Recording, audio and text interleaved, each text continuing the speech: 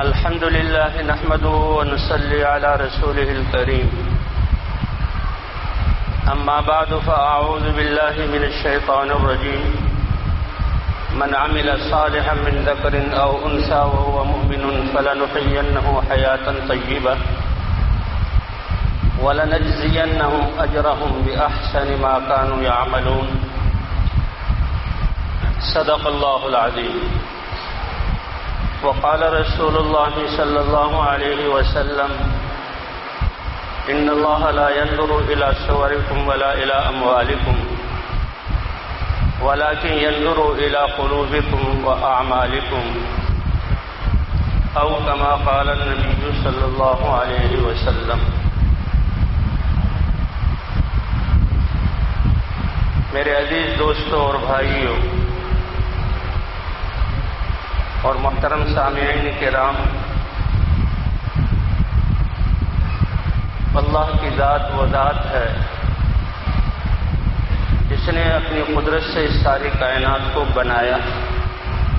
کوئی اس کا شریک نہیں، کوئی اس کا مشیر نہیں، اور کائنات کے ذرے ذرے کا وہی مالک ہے اور وہی اس میں تصرف کر رہا ہے. یعنی کوئی چیز بھی پیدا ہو کر اللہ کے اختیار اور قدرت سے باہر نہیں ہے. نفع والی چیزوں سے جو نفع پہنچ رہا ہے وہ اللہ کے امر سے، اور نقصان دینے والی چیزوں سے جو نقصان ظاہر ہو رہا ہے اللہ کے امر سے. جیسے اللہ تعالیٰ ساری کائنات کے خالق ہیں تو دنیا میں آنے والے حالات وہ بھی اللہ ہی اتارتے ہیں. جسے اللہ نے پیدا کرنے میں کسی کو شریک نہیں کیا، وہ وحدہ ہے، لا شریک لہ ہے. سورج نکالنے میں، دن رات کا نظام چلانے میں، ہوائیں چلانے میں، موسموں کے بدلنے میں، چیزوں کو بنانے میں کوئی اس کا شریک نہیں، تو حالات کے اتارنے میں بھی کوئی اس کا شریک نہیں. لیکن انسان یہ وہ عظیم ہستی ہے اس دنیا میں کہ اس کی نیت اور جذبات سے لے کر اس کے جسم سے نکلنے والے اعمال کا اثر ان حالات پر پڑتا ہے.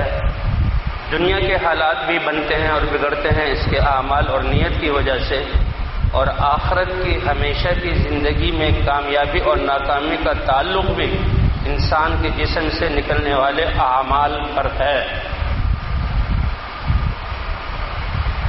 اب وہ جسم سے نکلنے والے اعمال کیا ہوں، انسان کو اختیار نہیں دیا کہ اپنے تجربے سے، اپنی عقل سے، اپنے اعضاء کے استعمال کا کوئی طریقہ سوچے، بلکہ وہ اللہ نے دین کی صورت میں، اپنے احکام کی صورت میں اپنی چاہتوں کو ایک قانون بنا کر اتارا.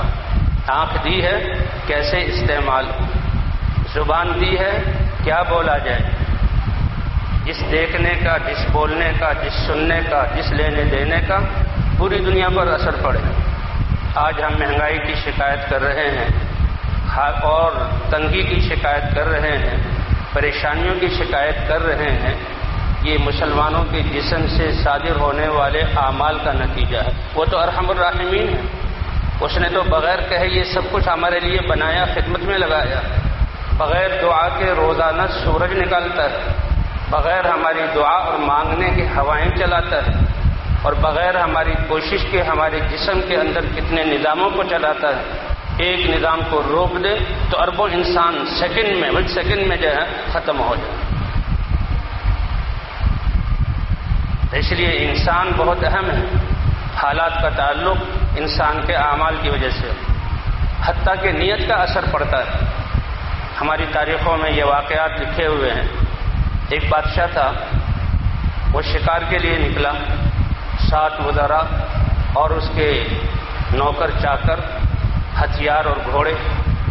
چلتے چلتے دور کہیں چل پڑے اور پیچھے نکل گئے. اس کو پیاس لگی تو دور جا کر ایک باغ نظر آیا. باغ انار کا تھا، بڑے بڑے انار تھے اس میں. اور اس نے کہا ٹھیک ہے باغ میں جائیں گے، جو مالی ہوگا اس سے کہیں گے کہ ہمیں جوس پلاؤ، اس کا رس پلاؤ. تو گئے تو وہ مالی کو پتہ نہیں تھا کہ یہ بادشاہ ہے. ہاں حیات سے پتہ لگ رہا تھا کہ کوئی بڑی ہستی، دیہات کا رہنے والا، جنگل میں باغ ہے، اسے دارالحکومت اور محلات اور وہاں کے ایوان کا کیا پتہ. لیکن ایمان اور اعمال اور نیتیں صاف ایسی تھی، ایسی فدائیں تھیں ہزاروں سال. یہ تو اب بگڑا ہے، مسلمان بھول گیا سب کچھ، کہ ان کے پاس فراست تھی. انہوں نے کہا بھائی مسافر ہیں اور ہمیں پیاس لگی ہے. کہا بالکل ٹھیک. مسلمان جو باغات والے، کھیتوں والے، جانور والے ہوتے تھے، کیا ان کا معاشرہ تھا؟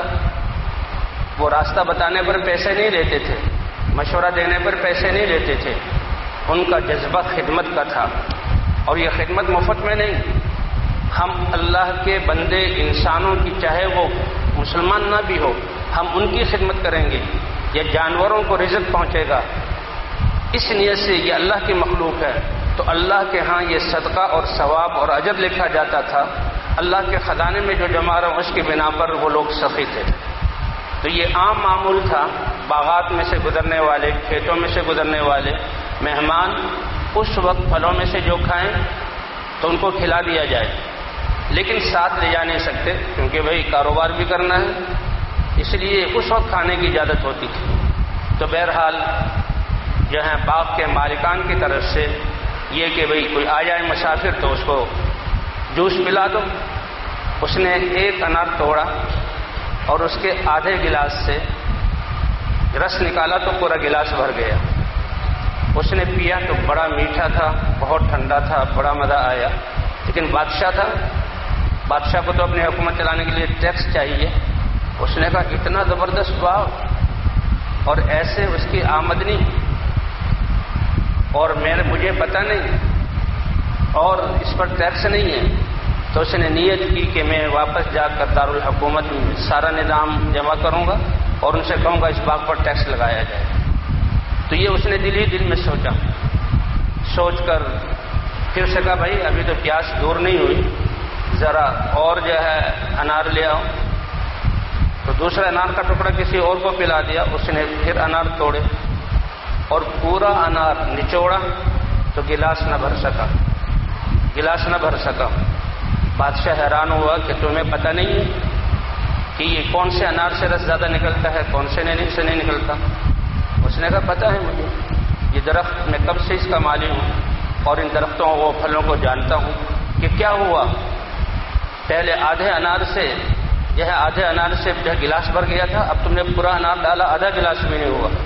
تو وہ مالک کیا کہتا ہے، اس کو نہیں پتا یہ کون ہے، ایک مسافر ہے، آیا ہے، اچھی حیات کا، کوئی وڈیرا ہوگا، کوئی بڑا زمیندار ہوگا، کوئی کسی تحصیل یا کسی ضلع کا آفیسر ہوگا، اس کو نہیں پتا یہ بادشاہ. اس نے کہا جی بات یہ ہے، معلوم ہوتا ہے ہمارے بادشاہ کی نیت میں خرابی آ گئی ہے، جس کی وجہ سے اللہ نے رس کی برکت عطا دی. بادشاہ کو احساس ہو، وہ بھی ایمان والا تھا. اس نے کہا بھائی بات تو واقعی، اب یہ کسی فلسفی نے اس کو نہیں پڑھایا تھا، یہ ایمان اور اللہ سے تعلق کی بنا پر کہ انسانوں کی نیت اور انسانوں کے اعمال کا تعلق، جب اس کے اعمال سے اللہ کی رضا ملتی ہے تو اس کے اعمال سے دنیا کیوں نہیں بنے گی؟ اس کے اعمال سے جنت کے وہ محلات کہ ایک محل ساری دنیا سے زیادہ قیمتی ہے تو اس کی دنیا کے حالات کیوں نہیں بنیں گے؟ یہی ہمارا قرآن و حدیث بتاتا ہے.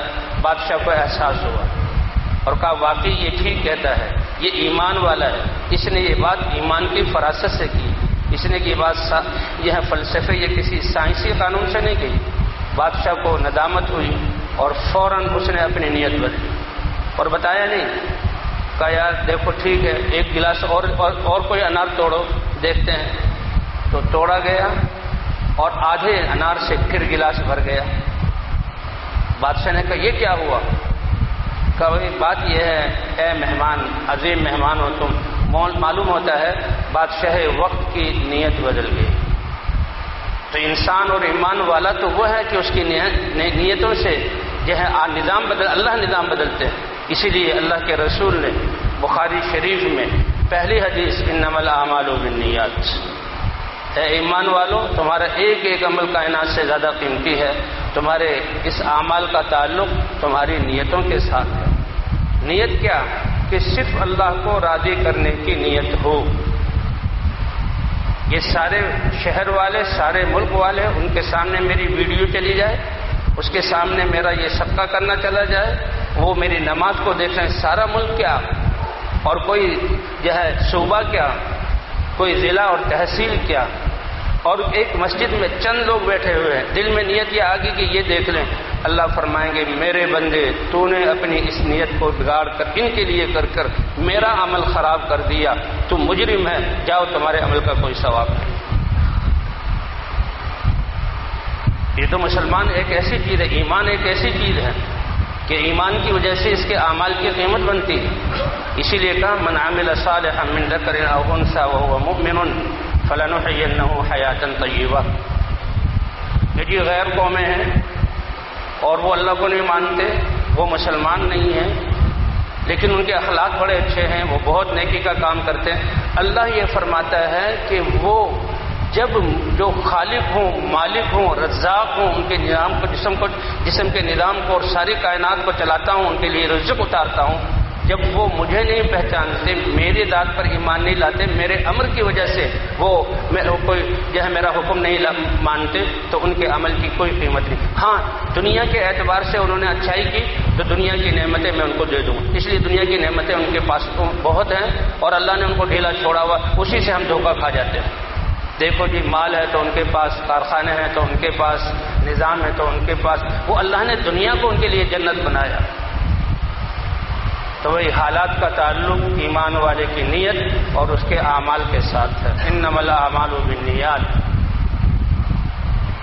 اور جب فضا ہوتی ہے تو پھر دیہات اور جو ہے بکری چرانے والے، ان کا بھی ایمان اور اعمال بہت اونچا ہوتا ہے۔ اسی طرح واقعہ ہے صحابہ کے جو ہے صاحبزادگان اور شہزادے، حضرت عبداللہ بن عمر، حضرت جعفر کے اولاد اور کچھ شاہی یعنی جو حضرت محمد صلی اللہ علیہ وسلم کے آل اور رشتہ داروں میں سے کچھ نوجوان تھے اور وہ چلے جا رہے تھے۔ تو جیسے میں نے عرض کیا کہ مسلمان وہ ایسا سخی تھا کہ جانور چر رہے ہیں، بھیڑ بکری، تو دودھ اس کا نکالا جائے اور مسافروں کو دے دیا جائے، اس کی اجازت تھی۔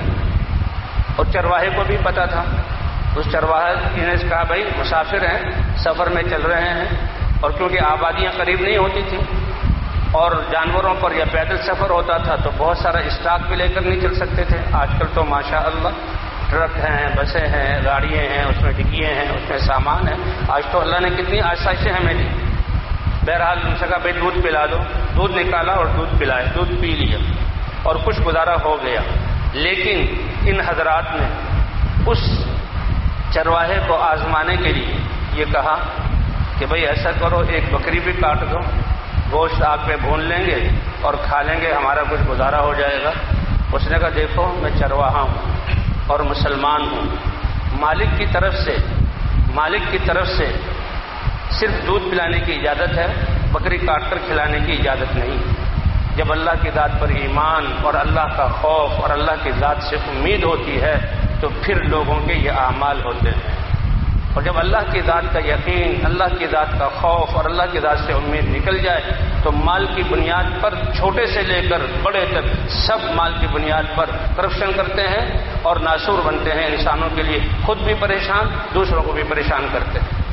اور حرام مال سے جسم کا جو خون بنے گا، غذا ملے گی، خون بنے گا، اس خون کو پاک کرنے کے لیے یہ اللہ مغفرت فرما دیں، اللہ کا امر اور آرڈر ہے، ورنہ جہنم کی بھٹی کے علاوہ اس خون کو کوئی پاک نہیں کر سکتا، یہ جنت میں داخل ہونے کے قابل نہیں۔ تو بہرحال اس نے کہا بکری کھلا دو، اس نے کہا بھائی یہ تو حضرات یہ بکری کھلانے کی اجازت نہیں ہے، یہ مالک کی ہیں۔ اس نے کہا مالک سے کہہ دینا ایک بکری بھاگ گئی، ایک بکری کو بھیڑیا کھا گیا، یہ تو آسان سا مسئلہ ہے، ہوتا رہتا ہے۔ تو وہ چرواہا کیا کہتا ہے، وہ ایمان والا تھا، وہ نماز والا تھا، وہ تقوی والا تھا، ایک معاش کے طور پر بکری چرا رہا تھا۔ اس نے کہا میں مالک کو کہہ کے تو جو متعین کر لوں گا، لیکن یہ بتاؤ اللہ کہاں جائے گا، اللہ کے سامنے جب پیشی ہوگی مجھ سے پوچھا جائے گا تو میں کیا جواب دوں گا۔ انہوں نے کہا واقعی اللہ کا شکر ہے کہ ماحول ایسا ہے کہ چرواہے کے دل میں بھی اللہ کا خوف موجود ہے۔ جب انسانوں کے دل ایسے صاف ہوں اور انسان جو اللہ کے بنائے ہوئے اللہ کا دین یہ ادائیگی حقوق ہے، حقوق والا دین ہے۔ اللہ کو ہماری عبادت کی ضرورت نہیں ہے۔ اللہ کی عبادت تو انسانوں کو یہ ساری کائنات اللہ کے امر میں لگی ہوئی، کوئی کائنات کا ذرہ اللہ کی نافرمانی نہیں کر سکتا۔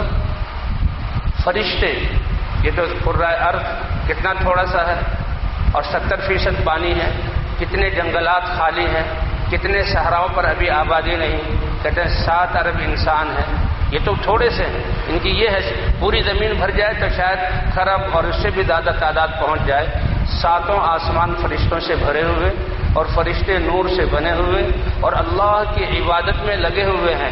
اللہ فرماتے ہیں ان سب کی عبادت اور تم سب عبادت کرو تو تمہاری عبادت، اللہ فرماتے ہیں لو ان اولکم وآخرکم وانسکم وجنکم کانوا علی اتقى قلب رجل واحد منکم، اے میرے بندو یہ نہ سمجھنا میں نے اپنے احکام اپنے فائدے کے لیے، اپنی بادشاہت کو بتلانے کے لیے، اپنی عظمت میں ذاتی کرنے کے لیے نہیں، میری عبادت تو فرشتے کر رہے ہیں، ساری کائنات کر رہی ہے، اگر وہ بھی نافرمان ہو جائے تو میری بڑائی میں کوئی کمی نہیں آتی۔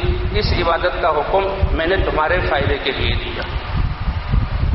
ہمارے دل میں ایمان کے آنے سے اللہ کی بڑائی میں ذاتی نہیں ہوگی، لیکن یہ اللہ کی ذات کا یقین یہ ہمارا سب سے بڑا سرمایہ ہوگا جو دل میں ہوگا کہ کرنے والی ذات اللہ کی ہے، ڈرنا ہے تو اللہ سے اور امید ہے تو اللہ سے۔ اس یقین کو لے کر آپ جہازوں میں فضاؤں میں ہوں، ہواؤں کے تھپیڑے آپ کے جہاز کو تنکے کی طرح دائیں بائیں کر رہے ہوں، یا آپ بڑے جہاز اور شپ میں سمندروں میں ہوں اور جہاں اس کی پہاڑوں جیسی موجیں آپ کے جہاز کو تنکے کی طرح دائیں بائیں کر رہی ہو، یا آپ جنگل میں جانوروں میں گھرے ہوئے ہو، یا دشمنوں کے نرغے میں آپ آ گئے، آپ کا یہ یقین ہے تو اس یقین کی بنا پر اللہ ان ساری کائنات سے حفاظت کر کے سالم آپ کو اپنی منزل تک پہنچائیں گے۔ یہ یقین اتنی بڑی دولت ہے، یہ دل اسی لیے دیا ہے، یہ دل اسی لیے دیا ہے کہ اس میں اللہ کی ذات کا یقین ہو۔ تو ایمان یہ سب سے بڑا سرمایہ، یہ بھی ہمارے فائدے کے لیے۔ اور ایمان کے بعد سب سے بڑی عبادت نماز کی عبادت، کہ سارے فرشتوں کی عبادت کا مجموعہ اللہ تعالیٰ نے نماز 2 رکعت نماز کی صورت میں انسان کو دے دی۔ فرشتوں کی عبادت فرمایا اتت السماء، یہ آسمان فرشتوں کے بوجھ کی وجہ سے اس میں جیسے ٹوٹنے لگے ہیں، چچکراہٹ کی آواز نکلتی ہے اور ان کا حق ہے۔ کیوں؟ اس لیے کہ فرشتے بھرے ہوئے ہیں، تو فرشتوں کی تعداد کتنی ہوگی؟ ہماری عقلوں کی پہنچ اور ہمارے کیلکولیٹر کا حساب فیل ہو جائے گا۔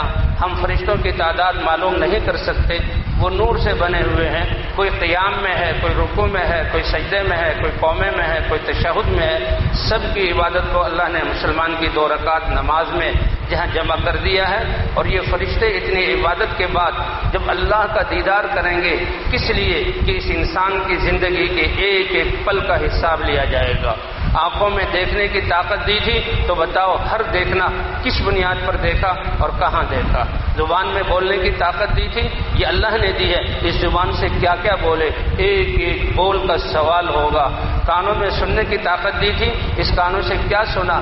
جبکہ ہم نے تمہارے لیے اے امت محمدیہ حضرت محمد صلی اللہ علیہ وسلم کو نمونہ زندگی بنا کر سارے احکام پر ان کو چلا کر ان کا نمونہ پیش کر دیا تھا، بتاؤ تم نے اس کا کیا کیا؟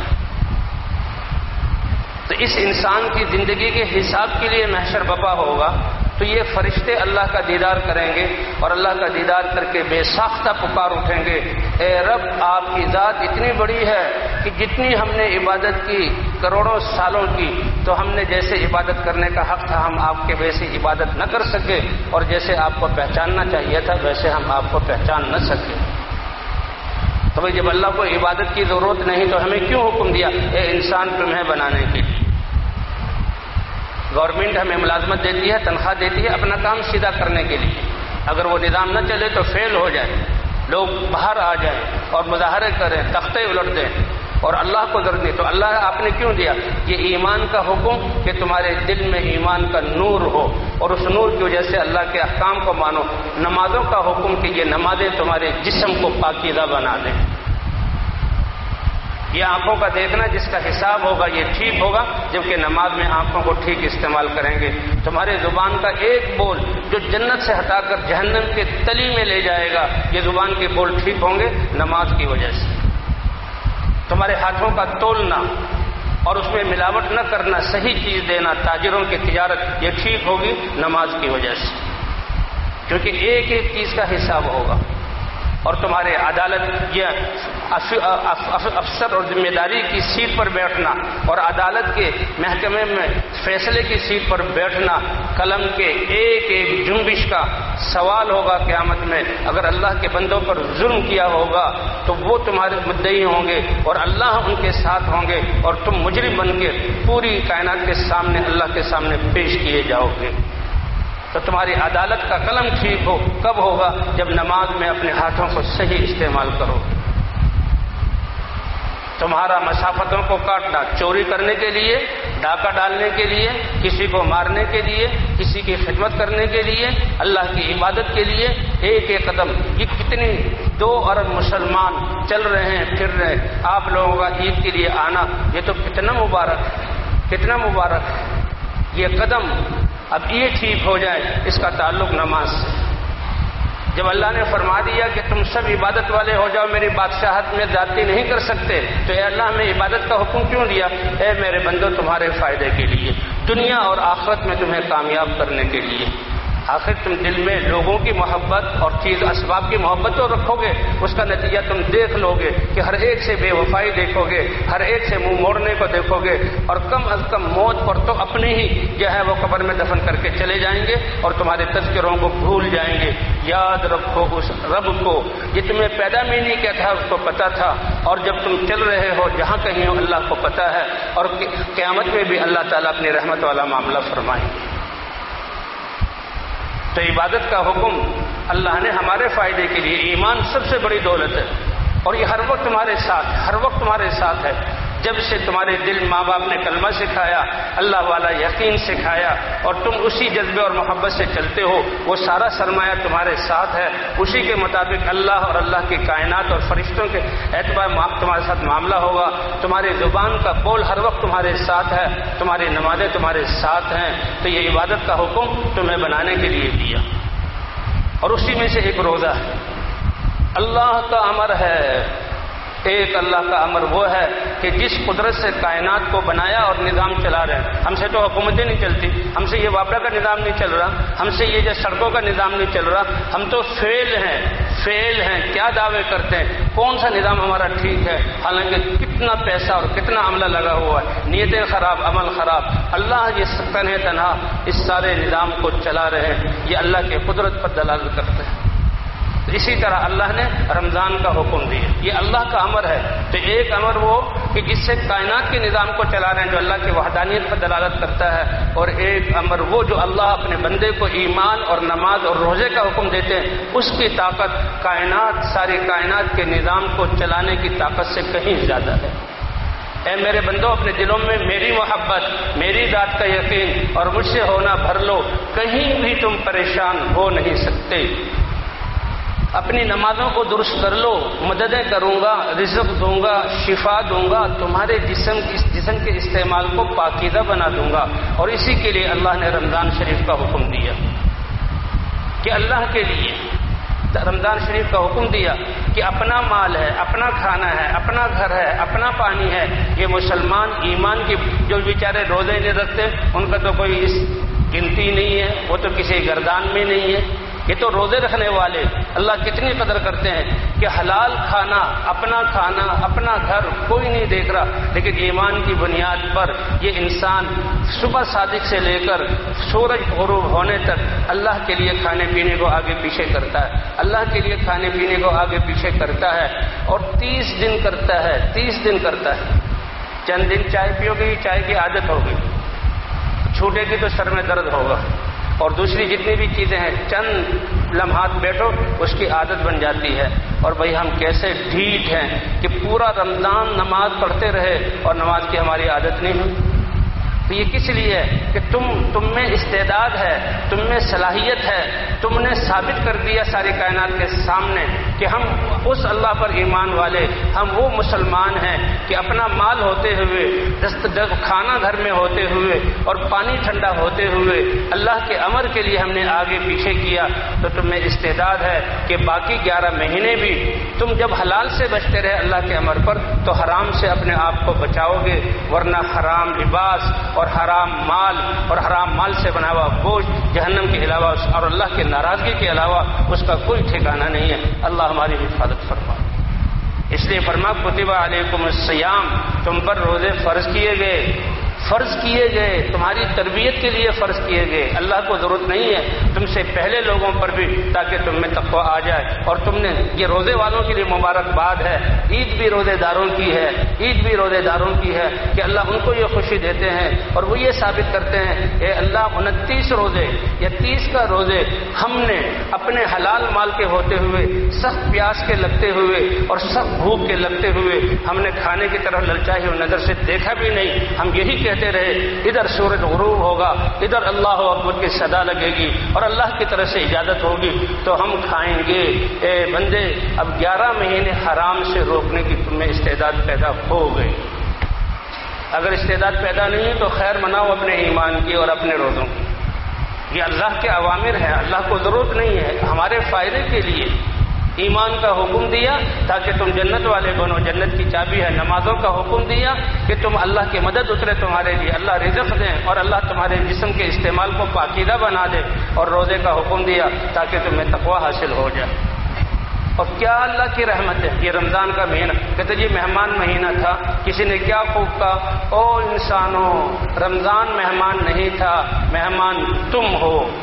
کتنے لوگ تھے جو پچھلے رمضان میں تھے، وہ چلے گئے، وہ تو میزبان اپنے آپ کو کہتے تھے، اور یہ مہمان رمضان کا مہینہ باقی ہے، اب بھی آیا، اگلے رمضان میں بھی ہم میں سے کتنے ہوں گے یا نہیں ہوں گے، اور رمضان جب تک دنیا رہے گی رمضان آتا رہے گا۔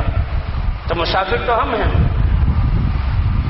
اللہ یہ رحمت بھیجے بھی رمضان کا مہینہ یہ اتنا بڑا کہ اللہ کے رسول 2 مہینے پہلے اس کی خوشخبری سناتے تھے کہ تم پر ایک بہت عظیم چیز آنے والی ہے اور تم ایک بہت عظیم چیز کا استقبال کرنے والے ہو۔ حضرت عمر بن خطاب رضی اللہ تعالیٰ نے عرض کیا یا رسول اللہ، کوئی بہت بڑی وحی نازل ہوئی ہے، اللہ کا حکم نازل ہوا ہے، یا کوئی دشمن کے خطرہ آ گیا ہے، غسانی بادشاہ نے حملے کا ارادہ کر لیا؟ فرمایا نہ کوئی وحی اتری ہے اور نہ جو ہے کوئی کسی دشمن نے، اللہ کی طرف سے رمضان کا مہینہ اور روزے کا حکم مسلمانوں کے لیے آنے والا ہے۔ رمضان کے معنی ہتھیاروں کو سیکل کرنا، تلواروں پہ زنگ لگا ہوا ہے اور خود پر زنگ لگا ہوا ہے، تیر کمان رنگ آلود ہو گئے ہیں، یہ تو وہ کام نہیں کریں گے جب ان کو سیکل کر دیا جائے اور ان کو چمکا دیا جائے، اب ان کا کام پورا ہوگا۔ رمضان کے آنے سے وہ جو 11 مہینے میں انسان اپنے کاموں میں لگا رہا، اللہ کے حکم کو مانتا رہا، اس میں تھوڑا بہت گناہوں کا جو اثر آ گیا، رمضان کی وجہ سے اللہ روئے کو پاکیزہ اور نورانی بنا دیں گے۔ اللہ کرے ہمارا رمضان ایسا ہی گزرا ہو۔ رمضان کے معنی ہی سیکل کرنا اور چمکانا، لعلکم تتقون۔ یہ رحمت خاصہ نازل ہوتی ہے۔ پھر اللہ تعالیٰ یعنی ہماری تو یہ زندگی آخرت کی تیاری کے لیے ہے، 60-70 سال کی زندگی، وقت کا سرمایہ سب سے قیمتی سرمایہ ہے ہمارے پاس، وقت کا۔ اور اللہ نے اپنا دین دے کر کھانا ہو، پینا ہو، کپڑے پہننا ہو، بیوی بچوں میں رہنا ہو، تجارت کرنا ہو، زراعت کرنا ہو، یہ سب ہمارے لیے عبادت اور اجر کا باعث ہے، بشرطے کہ ہم اللہ کے امر کو اور نبی کے طریقے کو دیکھ کر چلیں تو یہ سب جو ہے یہ عبادت ہے۔ اور اگر نماز بھی دنیا کو دکھانے کے لیے پڑھ رہے ہیں تو یہ دنیا داری ہے، کیونکہ اگر 60-70 سال زندگی واقعی ہے، ہم نے وہ بہاریں دیکھی، ہم نے وہ موسم دیکھے، ہم نے یہ سارے حالات دیکھے، 60-70 سال کی زندگی ہے، اس میں 12 سال تو بچپن کے ہیں اور 6 گھنٹے انسان سوتا ہے، باقی زندگی ایک کبھی ختم نہ ہونے والی زندگی میں ایسی نعمتیں جس کا ہم سوچ بھی نہیں سکتے، اس کے لیے ہمیں یہ تھوڑا سا وقت دیا گیا، اس لیے اللہ نے پوری زندگی کو عبادت بنایا ہے۔ ہم غیر قومیں نہیں ہیں کہ ہمارے تہوار ہو، مستی ہو، لڑائی بھڑائی ہو، شرابیں پینا ہو اور ادھم فساد ہو، نہیں، ہمارے عید اور تہوار بھی اللہ کی عبادت ہیں۔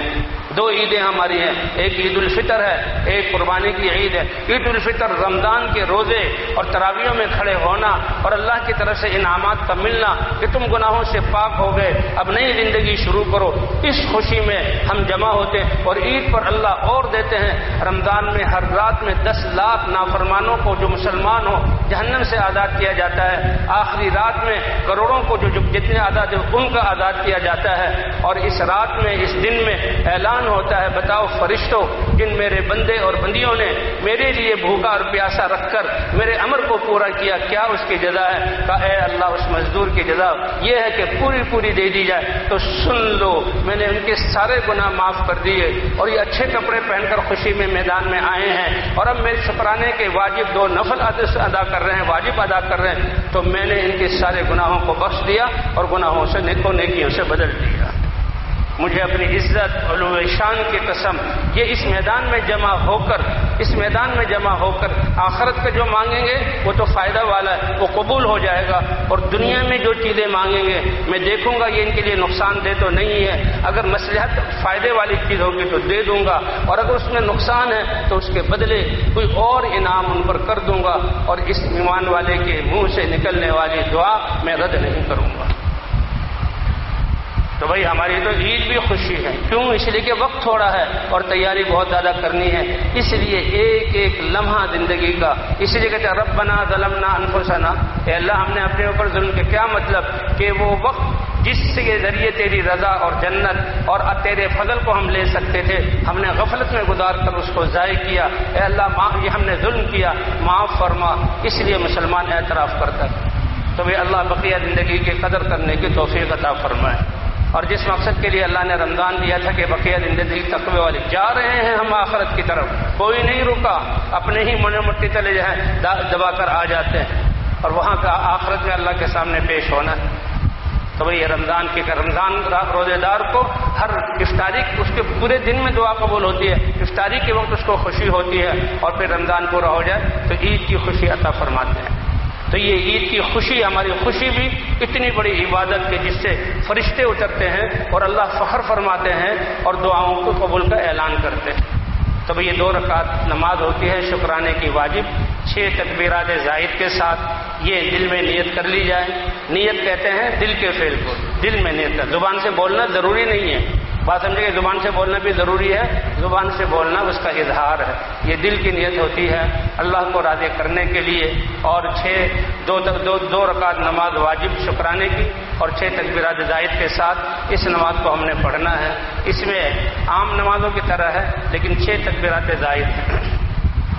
امام جب کھڑا ہوگا تو اللہ اکبر کہے گا، اللہ اکبر کر کے ہاتھ اٹھانے ہیں، ہاتھ باندھ لینے ہیں، سبحانک اللہم پڑھے گا، سبحانک اللہم پڑھ کر پھر 3 تکبیریں کہے گا، اللہ اکبر، ہاتھ اٹھانا ہے اور چھوڑ دینے، دوبارہ اللہ اکبر، ہاتھ اٹھانے ہیں اور چھوڑ دینے، تیسری دفعہ اللہ اکبر کہے گا، ہاتھ اٹھانے ہیں کانوں تک اور پھر باندھ لینے ہیں، پھر سورہ فاتحہ امام پڑھے گا اور سورت کے ساتھ سورت کو ملائے گا، پھر رکوع اور سجدہ عام نماز کی طرح ہوگا، اور پھر ہم دوسری رکعت میں کھڑے ہوں گے، کھڑے ہو کر امام پھر سورہ فاتحہ پڑھے گا اور سورہ فاتحہ پڑھ کر سورت کو ملائے گا، اور سورت کو ملا کر پھر امام 3 تکبیریں کہے گا، تینوں دفعہ اللہ اکبر کہہ کر ہاتھ اٹھانے ہیں، چھوڑ دینے، دوسری تکبیر پر ہاتھ اٹھانا ہے، چھوڑ دینا، تیسری تکبیر پر ہاتھ اٹھانا ہے، چھوڑ دینا ہے، اور چوتھی تکبیر پر ہم نے رکوع میں جانا ہے۔ اس کے بعد معمول کے مطابق نماز ہوگی اور دعا ہوگی کہ اللہ تعالیٰ سے ہم اتنا بڑا مجمع روزے رکھ کر آیا اور عید کا دن ہے اور اللہ نے قبولیت کا وعدہ کیا، خوب اللہ کے سامنے متوجہ ہو کر، یہ اللہ کے سامنے بیٹھے ہوئے ہیں، کیسی توجہ ہونے کی، خوب اللہ سے مانگیں، ذات کے لیے، خاندانوں کے لیے، علاقے کے لیے، پوری امت مسلمہ کے لیے۔